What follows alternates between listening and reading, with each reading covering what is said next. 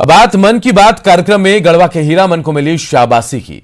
तो साल 2020 के आखिरी मन की बात कार्यक्रम में पीएम मोदी ने झारखंड के पारा शिक्षक हीरामन कोरवा का जिक्र किया। उन्होंने गढ़वा जिले के रंका थाना क्षेत्र के सिंजो गांव के रहने वाले हीरामन कोरवा को 12 साल की मेहनत के बाद तैयार की गई कोरवा शब्दकोश के लिए शुभकामनाएं दी और हीरामन कोरवा के प्रयास को देश के लिए मिसाल बताया। आपको बता दें कि हीरामन कोरवा ने विलुप्त हो रही कोरवा भाषा का शब्दकोश बनाया है। शब्दकोश बन जाने के बाद कोरवा भाषा को संरक्षित और समृद्ध करने में मदद मिल सकेगी। 50 पन्नों के शब्दकोश में कोरवा भाषा में प्रयुक्त होने वाले शब्द पशु पक्षियों से लेकर सब्जी, रंग, दिन, महीना, घर गृहस्थी से जुड़े शब्द शामिल किए गए हैं। देश के लिए साथियों, आइए अब बात करते हैं झारखंड की कोरवा जनजाति के हीरामन जी की। हीरामन जी गढ़वा जिले के सिंजो गांव में रहते हैं। आपको यह जानकर हैरानी होगी कि कोरवा जनजाति की आबादी महज 6000 है, जो शहरों से दूर पहाड़ों और जंगलों में निवास करती है। अपने समुदाय की संस्कृति और पहचान को बचाने के लिए हीरामन जी ने एक बीड़ा उठाया है। उन्होंने 12 साल के अथक परिश्रम के बाद विलुप्त होती कोरवा भाषा का शब्दकोश तैयार किया है। उन्होंने इस शब्दकोश में घर गृहस्थी में प्रयोग होने वाले शब्दों से लेकर दैनिक जीवन में इस्तेमाल होने वाले कोरवा भाषा के ढेर सारे शब्दों को अर्थ के साथ लिखा है। कोरवा समुदाय के लिए हीरामन जी ने जो कर दिखाया है वह देश के लिए एक मिसाल है। झारखंड पुलिस के आंदोलनकारी अभ्यर्थियों को खेलगांव में रखा गया है। हालांकि खेलगांव से उन्हें वापस कब कहां भेजा जाएगा, फिलहाल इसकी कोई जानकारी अभ्यर्थियों को नहीं दी गई। इन सब के बीच आज सुबह अभ्यर्थियों को खेलगांव में नाश्ते में कचौरी और सब्जी दी गई। कुछ अभ्यर्थियों ने नाश्ता जरूर किया, लेकिन ज्यादातर नाराज दिखे और भूख हड़ताल पर बैठे अभ्यर्थियों ने नाश्ता करने से इनकार कर दिया। अभ्यर्थियों ने साफ कहा कि वो अपनी मांगों को लेकर जारी आंदोलन से पीछे नहीं हटेंगे।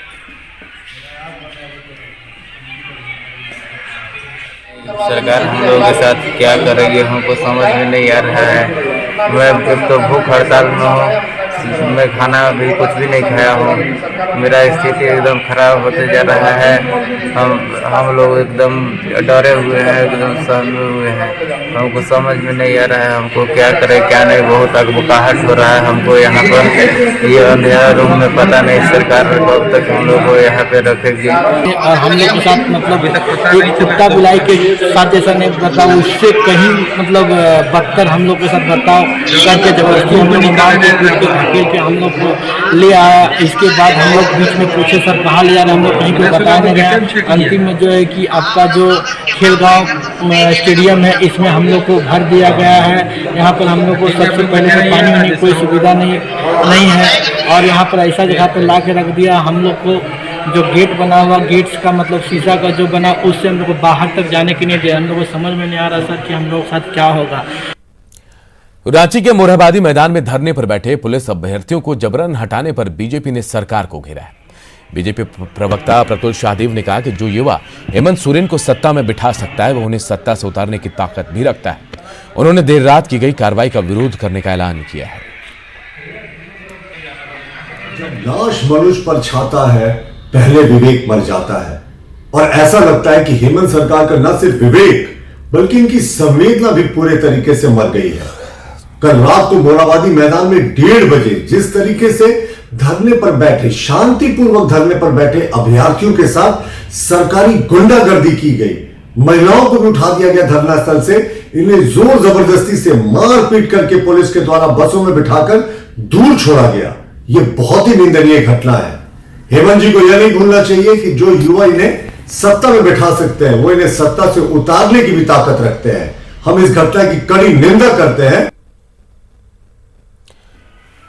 तो देखिए, बीजेपी ने सरकार को घेरा है। पुलिस अभ्यर्थियों और होमगार्ड के जो जवान थे, अभ्यर्थी थे, उनको देर रात मोरहाबादी मैदान से हटाया गया। वो अपनी मांगों को लेकर आंदोलन कर रहे थे, लेकिन अब बीजेपी ने घेरा है और कहा कि जो युवा हेमंत सोरेन सरकार को सरकार पर बिठा सकते, सत्ता दे सकते, वो सत्ता से उन्हें हटा भी सकती। पहले से डॉक्टरों की कमी से जूझ रहे झारखंड को इस बार एक साथ 300 एमबीबीएस सीट का नुकसान उठाना पड़ा है। पिछली सरकार ने जिन 3 मेडिकल कॉलेजों को जनता को समर्पित किया था, उनमें से इस साल संसाधनों की कमी बताकर एडमिशन की मंजूरी नेशनल मेडिकल काउंसिल ने नहीं दी है। इसे लेकर पूर्व स्वास्थ्य मंत्री रामचंद्र चंद्रवंशी ने राज्य सरकार पर छात्रों से खिलवाड़ करने और उनके भविष्य के प्रति उदासीन रवैया अपनाने का आरोप लगाया है। जानकारी के मुताबिक जिन संसाधनों और फैकल्टी की कमी बताकर एनएमसी ने तीनों नए मेडिकल कॉलेज में एमबीबीएस सीट पर नामांकन पर रोक लगाई है, अगर उस कमी को तय समय से दूर करने की लिखित शिकायत या फिर शपथ पत्र दे दिया जाता तो इस बार सभी सीटें बच जाती। जब न्यूज 18 ने इस मुद्दे पर वर्तमान स्वास्थ्य मंत्री की राय जानने की कोशिश की तो उनके निजी आप्त सचिव ने कहा कि स्वास्थ्य मंत्री जमशेदपुर में है और बात उनसे नहीं हो पाई। राज्य के 3 नए मेडिकल कॉलेज की 300 सीटों पर इस साल नामांकन करने पर एनएमसी ने रोक लगा दी है। एनएमसी का कहना है कि इन तीनों मेडिकल कॉलेज में न फैकल्टी सही से हैं और न ही संसाधन उपलब्ध हैं। ऐसे में राज्य के पूर्व स्वास्थ्य मंत्री रामचंद्र चंद्रवंशी ने स्वास्थ्य विभाग पर और राज्य सरकार पर यह आरोप लगाया है कि उनके प्रयास में कमी थी, जिसके चलते राज्य में 300 सीट यहाँ के जो होनहार जो बच्चे हैं, प्रतिभावान बच्चे हैं, उनको खोना पड़ा है। जब इस सवाल पे न्यूज 18 की टीम ने राज्य के स्वास्थ्य मंत्री बन्ना गुप्ता से बात करने की कोशिश की तो उनके निजी आप सचिव ने कहा कि बेहतर होगा कि इस सवाल का जवाब आप मुख्यमंत्री से पूछ लीजिए। अब सबसे बड़ा सवाल यह है कि अगर हर सवाल का जवाब मुख्यमंत्री से पूछा जाए तो फिर राज्य में स्वास्थ्य मंत्री किस बात का जवाब देंगे। कैमरामैन अमित के साथ उपेंद्र, न्यूज 18 रांची। ग्रामीण खेल प्रतिभा को निखारने और मजदूरों को उनके घर में रोजगार देने के मकसद से वीर शहीद पोटो हो के नाम से योजना शुरू की गई। इसके तहत प्रत्येक पंचायत में ग्रामीण खेल मैदान बनाया जाना है। मनरेगा योजना के तहत एक खेल मैदान में करीब 4 लाख रुपए खर्च होने हैं। इसमें खिलाड़ियों के लिए चेंजिंग रूम और शौचालय का निर्माण भी शामिल है। पहले चरण में राज्य भर में 500 खेल मैदान बनाए जाने, लेकिन ये योजना अब तक अधूरी पड़ी है। सरकारी जमीन पर अतिक्रमण की वजह से सरकार खेल मैदान का निर्माण नहीं करा पा रही है। हालात ये हैं कि अब तक सिर्फ 64 खेल मैदान ही तैयार हुए। योजना की धीमी रफ्तार की जमीनी हकीकत यह है कि खुद विभागीय मंत्री के गृह जिले में अब तक एक भी खेल मैदान नहीं बन पाया है। ऐसे में ग्रामीण खिलाड़ी आज भी बगैर खेल मैदान के ही अपनी प्रतिभा को निखारने को मजबूर है। एंड ऑफ द ईयर यानी मार्च तक जो भी जमीन की दिक्कतें हैं, चाहे कुछ लोग माने गलत तरीका से ऑक्युपाई कर रखे हैं, उसको भी जहां पर जमीन उपलब्धता नहीं है वहां पर जमीन कैसे लिया जाए उसके विचार हम लोग कर रहे हैं। और हमको लगता है कि ग्रामीण विकास में जो भी योजना अभी तक चल रही है वो लक्ष्य से ऊपर है, इसको भी हम लोग आगे ले जाने के काम करेंगे। सरकार की घोषणाएं काफ़ी पहले से भी होते आ रही है, अभी भी हो रही है। सरकार बनती है, घोषणाएं होती है, मगर उसके तुरंत बाद घोषणाओं के बाद कुछ भी रिजल्ट दिखता नहीं है। इतने सारे एकेडमी अभी खोले भी गए हैं, प्राइवेट एकेडमी, कोई रजिस्टर्ड नहीं दिखता है। एक ग्राउंड, एक कैंपस के नाम पे छोटे छोटे एक पिच बना के लोग प्रैक्टिस करते हैं, स्टेमिना उससे नहीं आता। एक ओपन ग्राउंड सरकार के द्वारा मुहैया कराया जाता। परमवीर चक्र विजेता अल्बर्ट एक्का की जयंती के मौके पर जिला प्रशासन की उदासीनता राजधानी रांची में देखने को मिली। राज्य की राजधानी स्थित अल्बर्ट एक्का चौक पर शहीद की प्रतिमा की साफ सफाई नहीं होने से लोगों में रोष देखा गया। झारखंड के वीर सपूत शहीद लांस नायक अल्बर्ट एक्का की आज जयंती है। 27 दिसंबर 1942 को वीर सपूत का जन्म हुआ। 1971 के भारत पाकिस्तान की जंग के दौरान शहीद अल्बर्ट एक्का ने भारत की विजय गाथा में अपनी महत्वपूर्ण भूमिका निभाई। लांस नायक की याद में राजधानी रांची में अल्बर्ट एक्का की प्रतिमा भी बनाई गई, जो आज राजधानी की हृदय स्थली और पूरे रांची की पहचान है। बावजूद इसके उनकी जयंती के मौके पर ना तो उनकी प्रतिमा की साफ सफाई की गई और न ही प्रशासनिक महकमे की तरफ से कोई कार्यक्रम किया गया।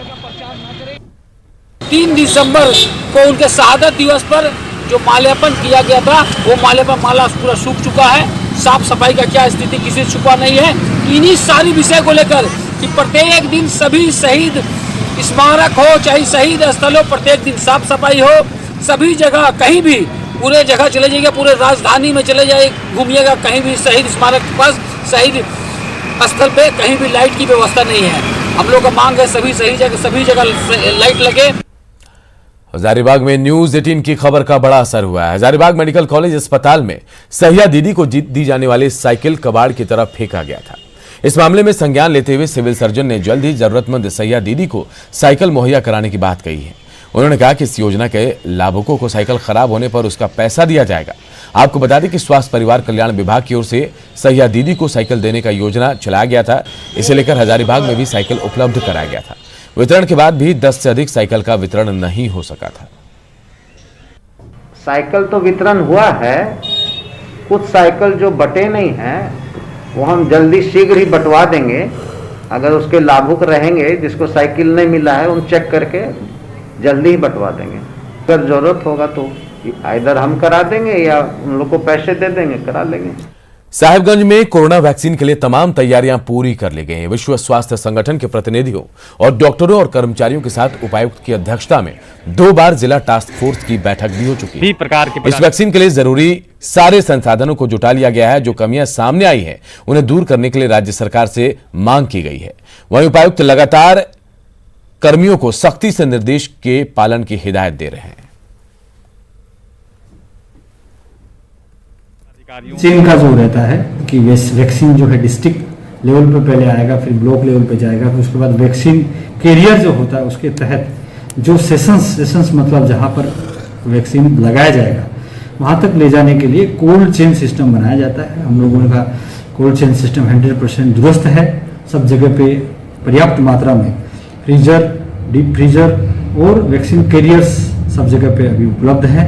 बाकी कुछ चीज़ों की है जो भारत राज्य सरकार द्वारा हमको उपलब्ध कराया जाएगा। और हम लोगों ने वैक्सीनेटर्स और जितने भी हेल्थ वर्कर्स है सबका डाटा टाइमली अपलोड कर दिया गया है। कहाँ पर किस आदमी को कब टीका लगना है वो भी एक प्लान हम लोग का बन चुका है। कोरोना वैक्सीन को लेकर जिला पूरी तरीके से तैयार है। जिला प्रशासन की ओर से कोरोना वैक्सीन के लिए तमाम तैयारियां पूरी कर ली गई है। इसके लिए 2 टास्क फोर्स में सभी प्रकार के पदाधिकारियों को निर्देश दे दिया गया है। कोल्ड चेन कैरियर की तैयारी कर ली गई है और कोल्ड चेन कैरियर के माध्यम से जिला में वैक्सीन आएगा और प्रखंड से लेकर पंचायत तक ये वैक्सीन जाएगा। इसके लिए जो कर्मचारी होंगे, जो इसमें कर्मी मौजूद होंगे, उनको किस तरह से हिदायत, किस प्रकार से उनको एक काम करना है, क्या उनका रूटीन होगा और किस प्रकार से उनका जो फॉर्मेट होगा टीकाकरण का, इसकी पूरी तैयारी जो है वो उपायुक्त के माध्यम से दे दी गई है। लिहाजा हम ये कह सकते हैं कि कोरोना वैक्सीन के लिए जिला पूरी तरीके से तैयार है और जो कोल्ड चेन कैरियर्स है वो पूरी तरीके से उनको अमली जामा पहनाएंगे, ऐसा उम्मीद है। निशांत, न्यूज़ 18 साहिबगंज। झारखंड के सीएम हेमंत सोरेन को अमेरिका के हार्वर्ड यूनिवर्सिटी में व्याख्यान देने के लिए आमंत्रित किया गया। सीएम ने आमंत्रण को स्वीकार कर लिया है। सीएम अगले साल फरवरी में व्याख्यान देने के लिए जाएंगे। सीएम झारखंड में आदिवासी अधिकारों, विकास, कल्याणकारी नीतियों और कोरोना संक्रमण काल में राज्य सरकार के किए गए कार्यों पर अपनी बात रखेंगे। हेमंत सोरेन झारखंड के पहले मुख्यमंत्री हैं जिन्हें हार्वर्ड यूनिवर्सिटी में व्याख्यान देने के लिए निमंत्रण दिया गया है। 18वीं वार्षिक सम्मेलन में दुनिया भर के चुनिंदा लोगों को आमंत्रित किया गया है।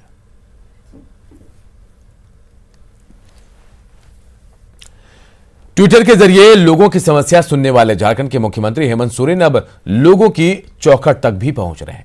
उनकी समस्याएं सुन रहे हैं और ऑन द स्पॉट समस्या के समाधान के लिए संबंधित अधिकारियों को निर्देश भी दे रहे हैं। अच्छा देखते हैं। पहले दुमका और अब लौह नगरी जमशेदपुर। मुख्यमंत्री हेमंत सोरेन लगातार फरियादियों से मिल रहे हैं, उनकी समस्याएं सुन रहे हैं। कोशिश यही होती है कि वे लोग भी सीएम तक पहुंच सकें जो सिस्टम से गुहार लगा लगा कर थक चुके हैं। जमशेदपुर में सीएम के सामने ऐसी ही एक फरियादी पहुंची। दिव्यांग महिला ने अपने बच्चे की पढ़ाई जारी रखने के लिए फीस माफ करा देने की गुहार सीएम से लगाती रही। अच्छा देखते हैं, नहीं छूटेगा।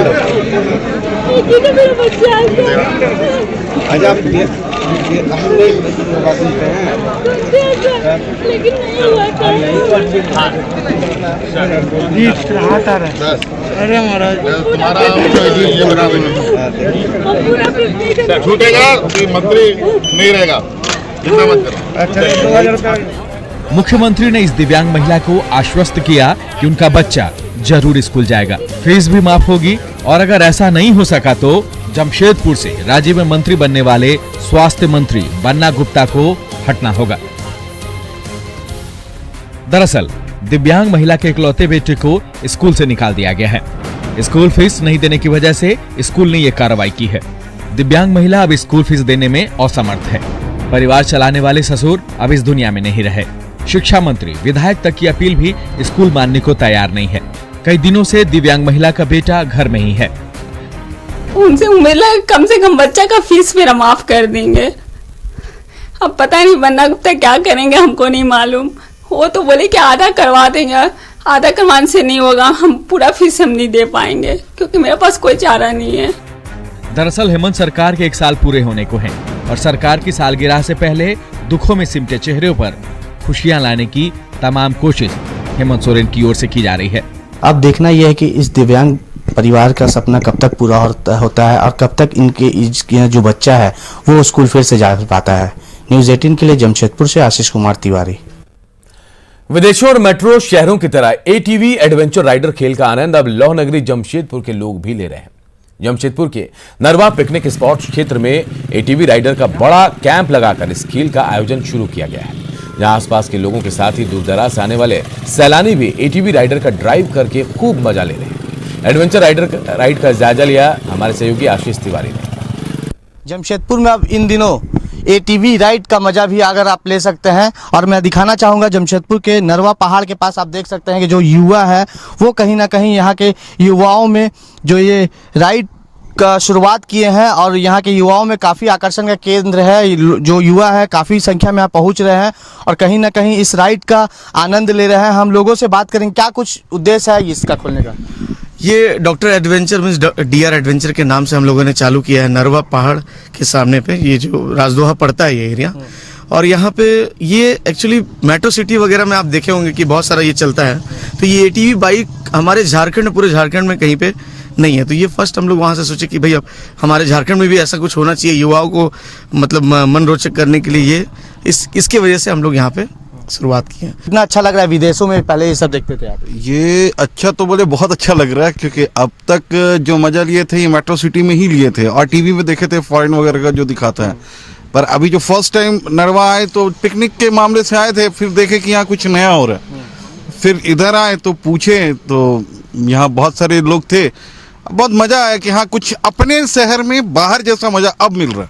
अब वीक में 3-4 दिन तो हम वैसे ही आ जा रहे हैं यहाँ पे ऐसे घूमने के लिए, बस सिर्फ राइड के लिए, सिर्फ राइड के लिए। वही का हम कुछ और लोगों से भी बात करेंगे। अब भैया कहाँ आए थे आप और क्या देखे तो यहाँ पे? मैं यहाँ से जा रहा था तो मैंने देखा कि यहाँ पे बहुत एक यूनिक चीज़ इस्टेब्लिश किया गया है कि ये सब हम लोग हमेशा फॉरेन कंट्रीज़ में हम लोग देखे हैं, इंडिया में बहुत हमारे सिटी में नहीं देखे, फर्स्ट टाइम देखने को मौका मिल रहा और राइड करने का मौका मिल रहा। और मुझे उम्मीद है कि ये जब हम लोग इसको राइड करेंगे तो बहुत आनंद मिलेगा और मैं चाहूँगा कि लोग आए देखें और भी इसको फेमस करने की कोशिश करें। अब विदेशों के तर्ज पर भी यहाँ भी आप देख सकते हैं कि राइड का लुत्फ उठाने के लिए लोग यहाँ बड़ी संख्या में पहुँच रहे हैं। तो कहीं ना कहीं आने वाले समय में शहर के युवा जो है यहाँ भारी संख्या में पहुँचेंगे और जो राइड का है वो आनंद लेंगे। न्यूज़ 18 के लिए जमशेदपुर से आशीष कुमार तिवारी। इधर देवघर में नए साल के मौके पर बड़ी संख्या में दूसरे राज्यों से लोग पहुंचते हैं। देवघर में करीब 100 होटल है जहां ठहरने की अच्छी व्यवस्था है। नए साल से पहले होटलों की बुकिंग लगभग फुल हो चुकी है। बुकिंग के होने से होटल कारोबारियों में काफी उत्साह है। कोरोना बंदी के बाद पर्यटकों के आने की उम्मीद से होटल व्यवसायी कारोबार को लेकर काफी खुश है।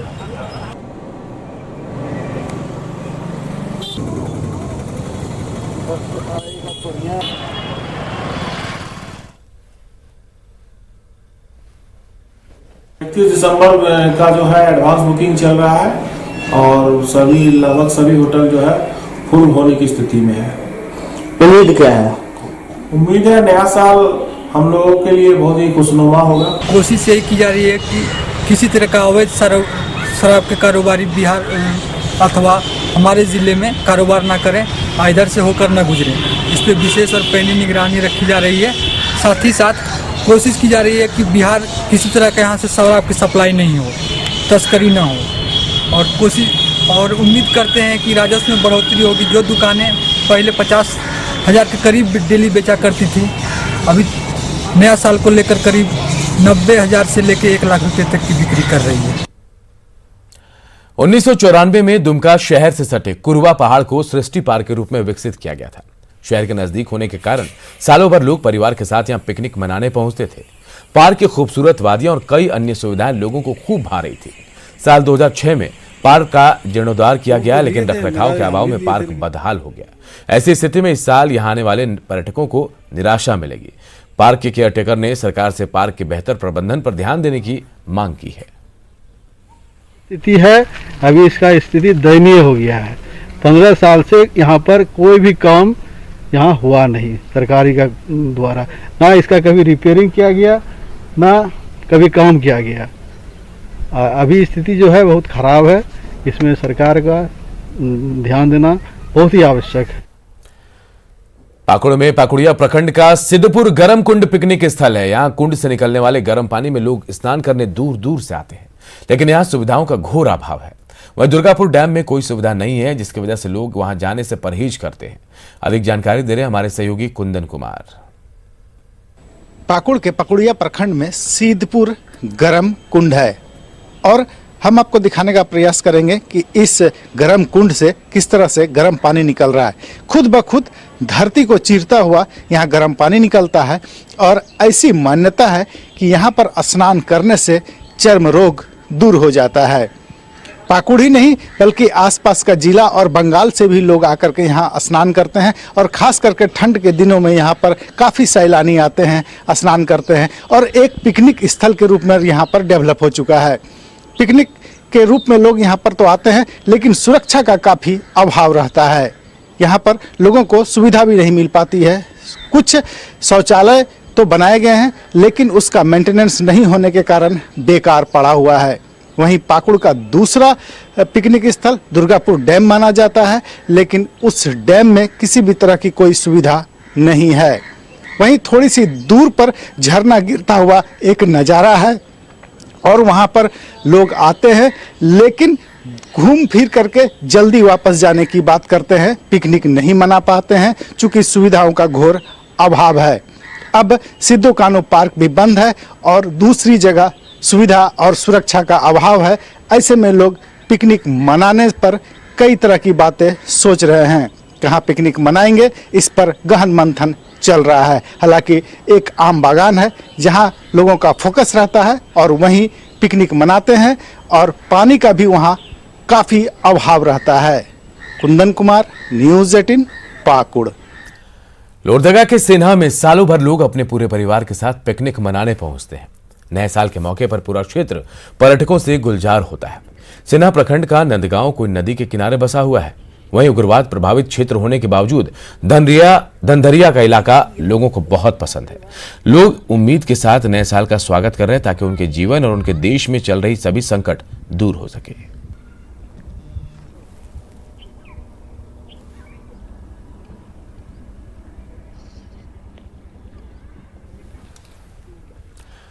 और इस बुलेटिन में इतना ही, लेकिन खबरें लगातार जारी है। देखते रहिए न्यूज़ 18 बिहार झारखंड।